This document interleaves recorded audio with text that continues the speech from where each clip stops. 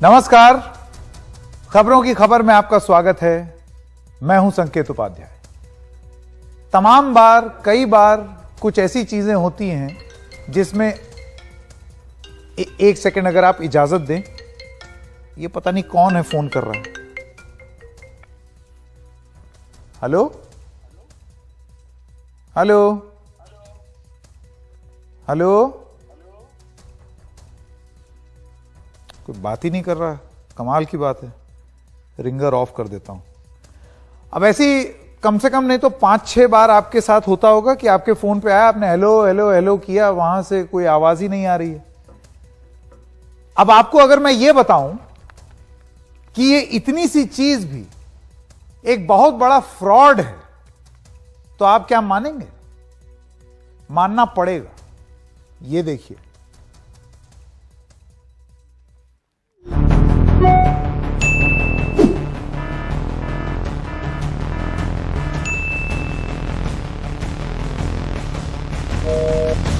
Hello sir. Hello, मैं company से बात कर रही हूँ। यस बताइए। आप हमारे एक इनाम के विजेता हैं। आपके फोन पर एक ओटीपी आया है, वो आप शेयर कर दीजिए।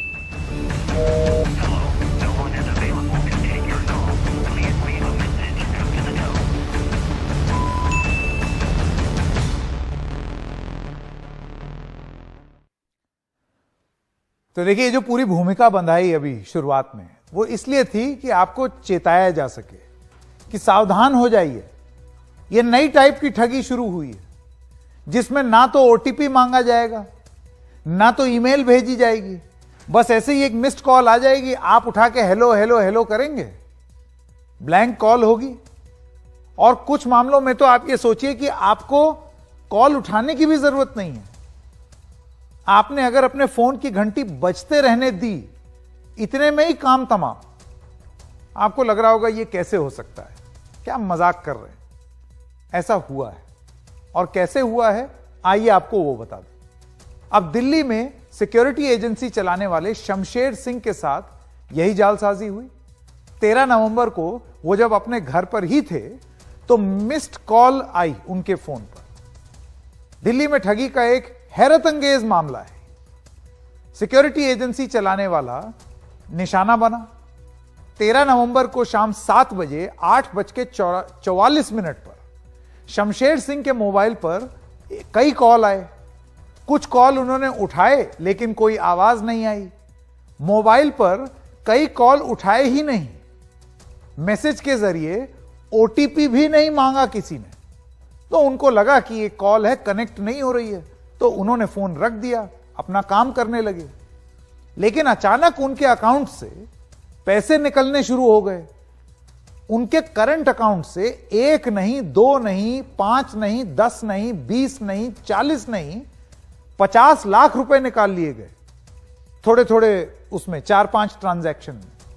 और सिर्फ यही फोन कर करके वो हेलो हेलो हेलो बोले जा रहे हैं। उसके बाद मिस्ड कॉल हो रही है। उनको अंदाजा ही नहीं था, वो तो ऐसे ही रख दे रहे थे, सोच रहे थे गलत नेटवर्क होगा, रख देते हैं। इससे ठगी हो गई, उनके अकाउंट से पैसे निकल गए। हैरत अंगेज मामला। और आप जरा सोचिए, ये योगेश जी के साथ हुआ है, ये दिन में कम से कम 10 बार आपके साथ भी होता है।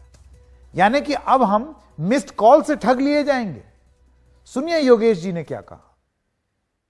हमारे करंट अकाउंट से संडे 13 नवंबर को करीबन 7 से 8 बजे के बीच 48,63,000 की इलीगल ट्रांजैक्शन हुई है, जिसका हमने किसी को किसी चीज का ओटीपी शेयर नहीं किया। और ऑटोमेटिकली हमें डेबिट का मैसेज आ जाता है। 12-12 लाख रुपए की 2 ट्रांजैक्शन, 10 लाख रुपए की 2 ट्रांजैक्शन और 4,63,000 की 1 ट्रांजैक्शन। तो मेरा आप सबसे ये निवेदन है कि ये जो ट्रांजैक्शंस फ्रॉड जो हमारे साथ हुआ है उस पर जल्द से जल्द एक्शन ले ताकि हम अपनी कंपनी को सुचारू रूप से आगे चला सकें। अब शमशेर सिंह ने दिल्ली पुलिस में शिकायत की। दिल्ली पुलिस ने केस दर्ज किया। अब दिल्ली पुलिस ने उनकी जो IFSO टीम है वो जांच में जुट गई है। IFSO का मतलब होता है intelligence fusion and strategic operations, क्योंकि बड़ा मामला है। अब आप सोचिए नई तरीके की ठगी है, तो आईएफएसओ टीम जो है वो सक्रिय हो गई। पुलिस कह रही है कि पीड़ित को ओटीपी मिला होगा, लेकिन मोबाइल का एक्सेस साइबर ठग के पास होगा, इसलिए उन्हें पता ही नहीं चला। अभी इसके तमाम तरीके होते हैं, तमाम तरीके, जैसे कि सिम कार्ड जो है वो कोई क्लोन कर लेता है, ई सिम आजकल चल पड़ा है, न जाने क्या क्या। जितनी तकनीक आसान कर रहा है जीवन, उतना ही और कष्टप्रद होता चला जा रहा है। अब आप सोचिए कि वो यहां से हेलो हेलो कर रहे हैं, मिस्ड कॉल कर रहे हैं, इतने में उनका पैसा लुट गया। और अब पुलिस इस जांच में जुटी है कि कैसे लुटा होगा, कि मिस्ड कॉल से उनके साथ ठगी हो रही है। ये कैसे ओटीपी आई, क्या रहा था उस समय? क्या एक क्लोन फोन था, सिम कार्ड किसी के पास, कि यहां वो हेलो हेलो कर रहे थे, उतने में वहां पर ओरल ओटीपी, कभी कभार होता है ना, मैसेज नहीं आता तो आप बोलते हैं कि मुझे फोन करके ओटीपी बता दो, तो वो दूसरे सिम पर तो नहीं जा रहा था। ये सारी चीजें अब जांच का विषय बन गई हैं दिल्ली पुलिस के लिए। आइए सुनते हैं दिल्ली पुलिस की जो प्रवक्ता हैं सुमन जी, उनका क्या कहना है। ये मामला हमारे संज्ञान में है और हमारी आईएफएसओ यूनिट है, इसको इन्वेस्टिगेट कर रही है। केस एक्टिव इन्वेस्टिगेशन में है और जैसे ही इसके बारे में कुछ इनपुट होगा उसको जरूर शेयर किया जाएगा। पुलिस के मुताबिक शुरुआती जांच में ऐसा लगता है कि साइबर ठग जामताड़ा से है और हो सकता है कि ये मामला सिम स्वैपिंग से जुड़ा हो, जिसके जरिए दूर बैठा शख्स आपके मोबाइल को कंट्रोल में ले लेता है और आईवीआर कॉल के जरिए ओटीपी सुनकर पैसे निकाल लेता है। अब देखिए, ये क्यों हम लोगों को सबको चेताया जाना चाहिए या क्यों हमको इसको गंभीरता से लेना चाहिए? क्योंकि ये जान लीजिए कि आपका फोन, ये फोन जो है ना, ये आपका जीवन हो चुका है, इसमें सब कुछ समा चुका है। और जो ठग है, ये आपका जीवन इसने आसान जरूर किया है, लेकिन आपका जीवन एक तरीके से मुसीबत भी कर दी है। क्योंकि अब एक ठग को अगर किसी भी चीज में आपको ठगना है तो उसको बस आपके फोन का एक्सेस चाहिए। क्या क्या बन गया है आपका फोन, आइए जरा आपको दिखाएं। ये एक अजीब सा ब्लैक होल बन गया है। एक के बाद एक डिवाइस इसके मुंह में जाते चले जा रहे हैं। जरा फुल फ्रेम जाते हैं, आपको दिखाते हैं। जो फोन रूपी राक्षस है जो ले करके हम घूम रहे हैं, ये बैठ के फोन बाबू सब खा गए। कैलेंडर खा गए, कैलकुलेटर खा गए, घड़ी खा गए, कैमरा खा गए, एल्बम खा गए, यहां तक कि टीवी खा गए। अब कौन बैठ के देखता है टीवी? इसी में देखते हैं मैच वैच। रेडियो खा गए, डायरी खा गए, डेबिट क्रेडिट कार्ड तक खा गए, बैंकिंग के सारे ऐप खा गए, किताबें खा गए, अखबार खा गए, नोट्स खा गए। और इसीलिए इन सब चीजों में आपको इस्तेमाल फोन करना होता है। और आपका जीवन सरल बनाने वाला ये फोन, क्योंकि अपने अंदर इतना कुछ समाये हुए है, इस वजह से ये अपने आप में एक राक्षस बन गया है। मकसद आपको डराना नहीं है, चेताना है कि एक नए किस्म का फ्रॉड चल पड़ा है, जिसके शिकार आप भी हो सकते हैं। साइबर अपराधों का यह दायरा बहुत बड़ा है। पिछले ही दिनों देश के सबसे बड़े और नामी अस्पताल दिल्ली के all India institute of medical sciences यानी कि एम्स अस्पताल पर साइबर अपराधियों ने हमला किया और उसका सर्वर हैक कर लिया। अब आप देख रहे हैं, जैसे ये देखिए किस तरीके से आपको ये जो फोन है, सर्वर हैं, इस सब के चलते आपके हाथ में चलता फिरता एक ऐसा यंत्र है जिसको लेकर के जो चोर है और ठग है वो जासूसी कर रहा है। कहीं बादलों में, क्लाउड में छिपा हुआ, कहीं और, आपको पता ही नहीं है। आप फोन जो है वो अपने बच्चों को दिए दे रहे हैं, आप फोन माताओं को दिए दे रहे हैं, पिताजी को दिए दे रहे हैं।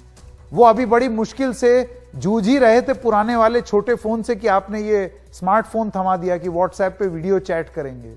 वो उससे संघर्ष कर ही रहे हैं कि इतने में किसी ने उनको फोन कर दिया। अब उनको क्या मालूम, अगर ये हेलो हेलो मिस्ड कॉल वाली अगर बात चल पड़े तो उनको क्या मालूम कैसे निपटा जाए इससे। ओटीपी वगैरह तक तो हम सब ने अपने माता पिता को घर में बता दिया है कि भाई ओटीपी शेयर मत करना। मिस्ड कॉल से आप कैसे चेताएंगे? बहुत बड़ी समस्या होती जा रही है फोन। ऐसे में क्या करें?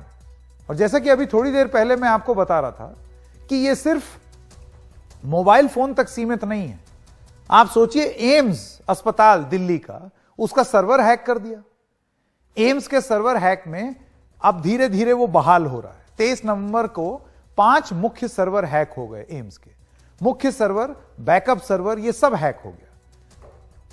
जो एम्स का स्टाफ है वो उसकी पहुंच के बाहर, यानी कि जितने रिकॉर्ड्स थे वो उनकी पहुंच के बाहर हो गए। करीब 4 करोड़ मरीजों के मेडिकल रिकॉर्ड हो सकता है कॉम्प्रोमाइज हो गए। कई वीवीआईपी हस्तियों के मेडिकल रिकॉर्ड, ई हॉस्पिटल सेवाएं सब ठप हो गई। Registration, lab report, billing, patient discharge, unique health number generation पर असर है। इमरजेंसी ओपीडी सेवाओं का काम भी कागज पर हो रहा है। अस्पताल का काम धीमा हो गया है, मरीजों को काफी परेशानी हुई है। और आईएफएसओ टीम, ये वही टीम है जो कि ये मिस्ड कॉल वाली ठगी की जांच कर रही है, वही टीम इस मामले की भी जांच कर रही है। उसमें एनआईसी भी है, सर्ट इन जो कि एक बहुत बड़ी सरकारी एजेंसी है जो कि साइबर फ्रॉड वगैरह को ध्यान से देखती है।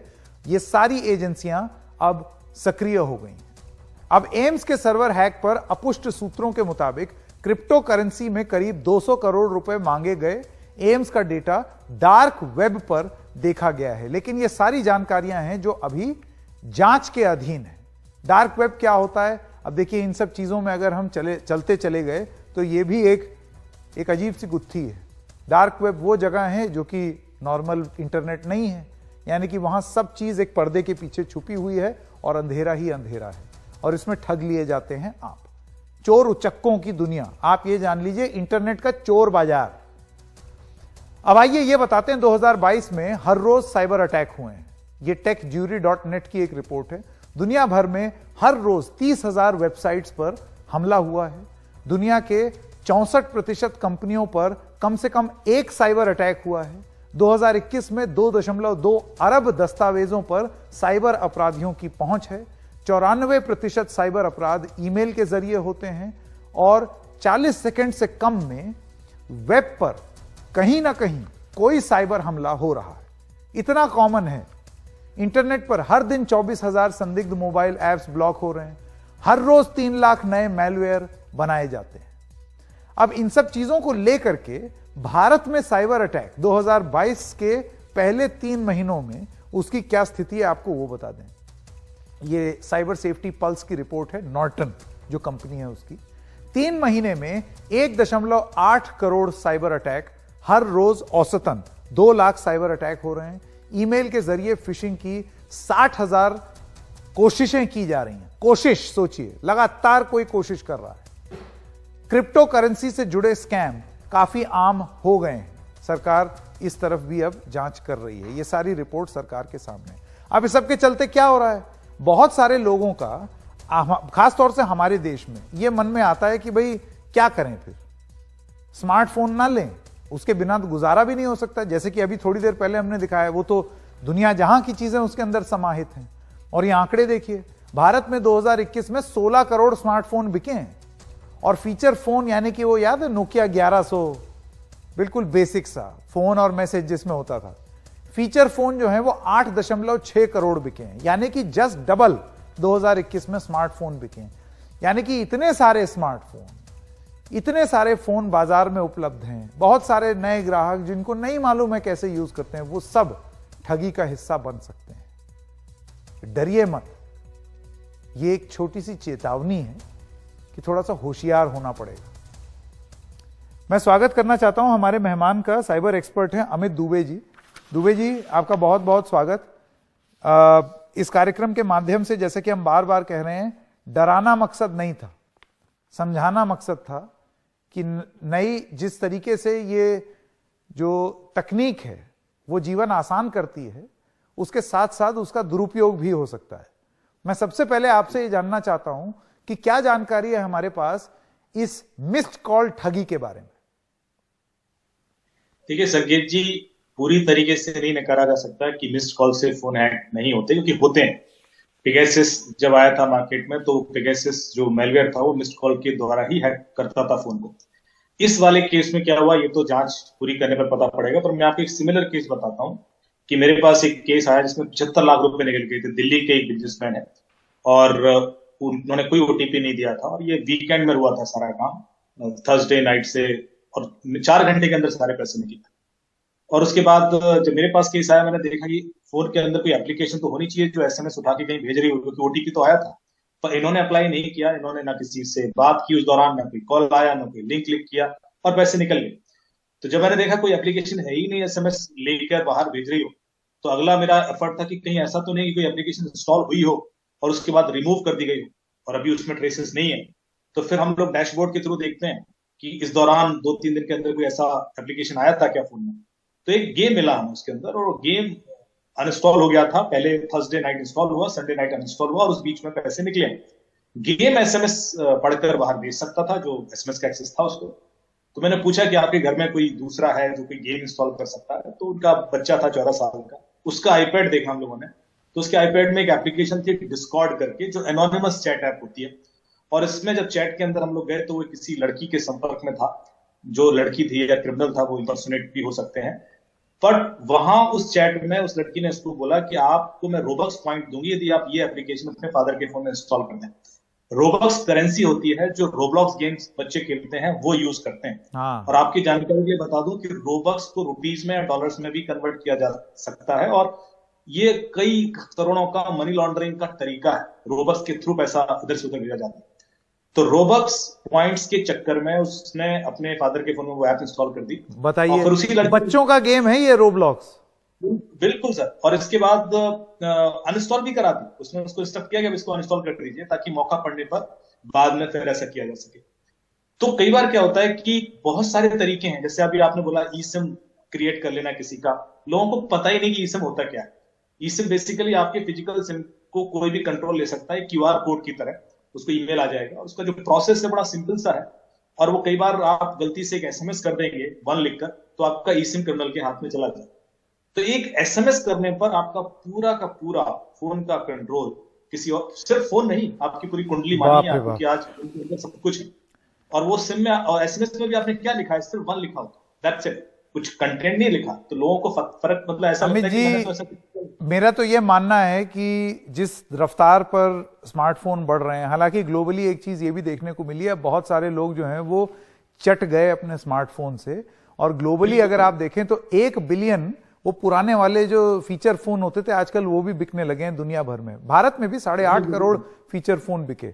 लेकिन अब आगे चल के आप ये जान लीजिए कि बड़ी बड़ी बहस तो अपनी जगह हैं, बड़े बड़े देश के मुद्दे, ये कानून वो कानून, लेकिन आप ये जानिए कि ये एक ऐसी चीज है, हर इंसान के हाथ में फोन है आज की डेट में, और हर इंसान ठगी का शिकार हो सकता है। क्योंकि आप देखिए क्रिमिनल कहां पहुंच गया है।